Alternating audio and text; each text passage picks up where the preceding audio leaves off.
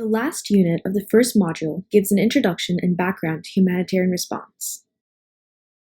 Disasters, armed conflicts, and other crises affect millions of people around the world every year, requiring humanitarian response for saving lives, relieving suffering, and maintaining human dignity during and after a crisis. The assessment by OCHA in 2018 indicates that more than 134 million people across the world need humanitarian assistance and protection. According to the research on this subject, humanitarian aid has been present in some form throughout human history, yet the modern concept of humanitarian aid has been emerged only since the latter half of the 20th century.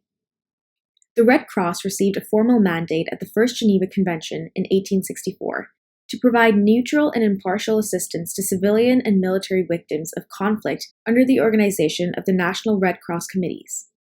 The very beginnings of international monetary aid can be traced back to the late 1800s with the Northern Chinese famine of 1876 to 1879, which prompted one of the first formal international relief funds.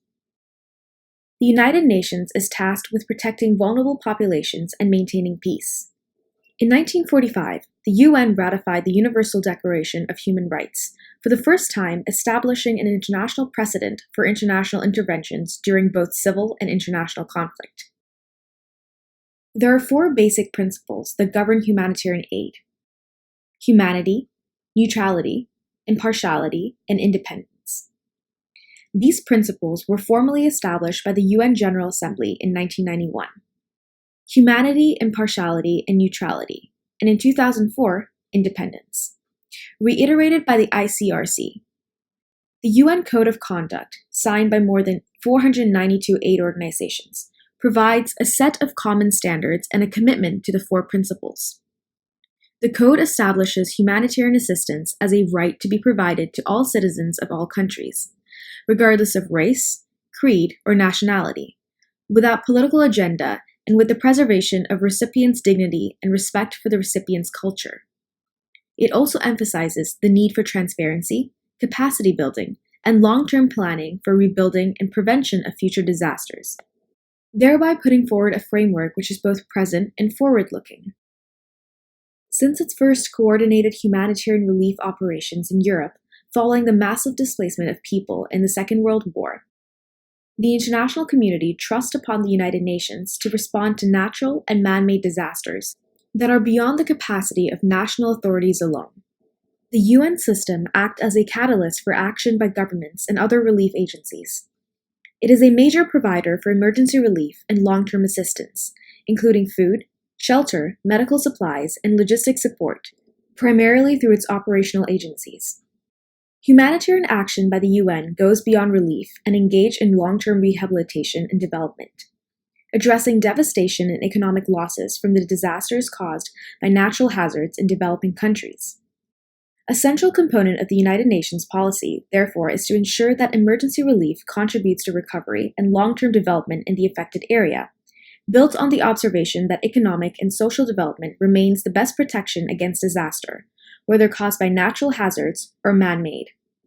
The United Nations also assists countries in incorporating disaster prevention and preparedness into their overall development plans. It is important to understand the key UN entities involved in assisting people with humanitarian response. Office for the Coordination of Humanitarian Affairs, OCHA, is mandated to strengthen coordination amongst the United Nations bodies that provide assistance in response to emergencies. The Interagency Standing Committee, the highest-level humanitarian coordination forum of the United Nations system, is composed of the executive heads of 18 United Nations and non-UN organizations.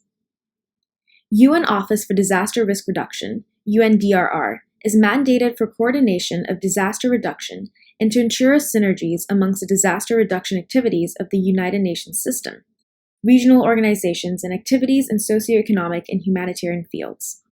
The United Nations Development Programme, UNDP, is responsible for operational activities for natural disaster mitigation, prevention, and preparedness.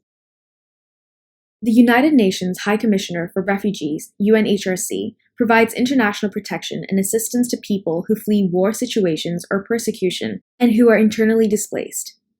The United Nations Children's Fund, UNICEF, works to meet the needs of children affected and or separated from their parents or guardians due to conflict, war, and disasters caused by natural hazards.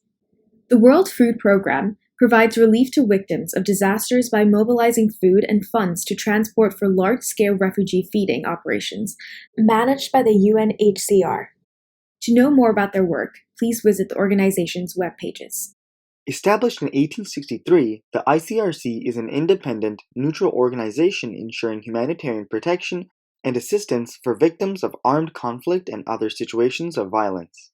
It takes action in response to emergencies and at the same time promotes respect for international humanitarian law and its implementation in national law. The ICRC operates worldwide, helping people affected by conflict and armed violence and promoting the laws that protect victims of war. Its mission is to alleviate human suffering, protect life and health, and uphold human dignity, especially during armed conflicts and other emergencies. Red Cross and Red Crescent societies have the local knowledge, relationships, and access that enable them to be fast and effective responders before, during, and after crisis. They also play a key role in raising awareness on the importance of safeguarding the humanitarian principles and international humanitarian law. When a disaster overwhelms local capacities and the host national society requests external support, the International Federation of Red Cross and Red Cross societies often work together to provide people and resources to assist the national response.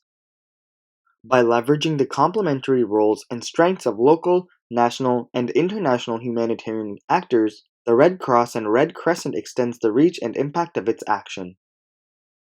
The SPHERE project, now known as SPHERE, was created in 1997 by a group of humanitarian non-governmental organizations and the Red Cross and Red Crescent movement. Its aim was to improve the quality of their humanitarian response and to be accountable for their actions. The SPHERE Handbook was devised by the SPHERE project, a group of international NGOs who came together with intentions to improve the effectiveness of humanitarian aid and encourage accountability of aid organizations. It developed a set of minimum standards for international relief to be adopted by NGOs, government, and donor agencies. It was first published as a draft in 1998 and since then has been revised with a cadre of international agencies and impartial observers. The principal users of the SPHERE Handbook are practitioners involved in planning, managing, or implementing a humanitarian response. This includes staff and volunteers of local, national, and international humanitarian organizations responding to a crisis, as well as affected people themselves. As shown in this diagram, the Humanitarian Charter provides the ethical and legal backdrop to the protection principles, the core humanitarian standard, and the minimum standards that follow in the SPHERE Handbook. Taking on the consideration that present days are witnessing the highest level of human suffering since the Second World War, the United Nations hosted the first World Humanitarian Summit, Agenda for Humanity, in May 2016. The main purpose of the summit was to generate commitments to reduce suffering and deliver better for people caught in humanitarian crisis, and to demonstrate support for a new agenda for humanity. The summit generated more than 3,500 commitments to action and launched more than a dozen new partnerships and initiatives to turn the agenda for humanity into meaningful change for the world's most vulnerable people. The platform for action, commitments, and transformation was created to host these commitments as a hub to track progress and change beyond the WHS. Here is a summary of the key observations discussed in the Unit on Humanitarian Response. All conventions and guidance frameworks for humanitarian response commit to address gender-based inequalities prevalent in humanitarian and crisis situations. The commitments require that humanitarian actors acquire awareness and knowledge on gender-based issues and required actions to address them in humanitarian crisis situations. There is a host of guidance, methodologies, tools, and good practices that can be applied to make humanitarian response gender equitable, leading to empowerment of women and girls to build their capacities and resilience. We hope you have gained some insight into humanitarian response and hope you have learned much from Module 1.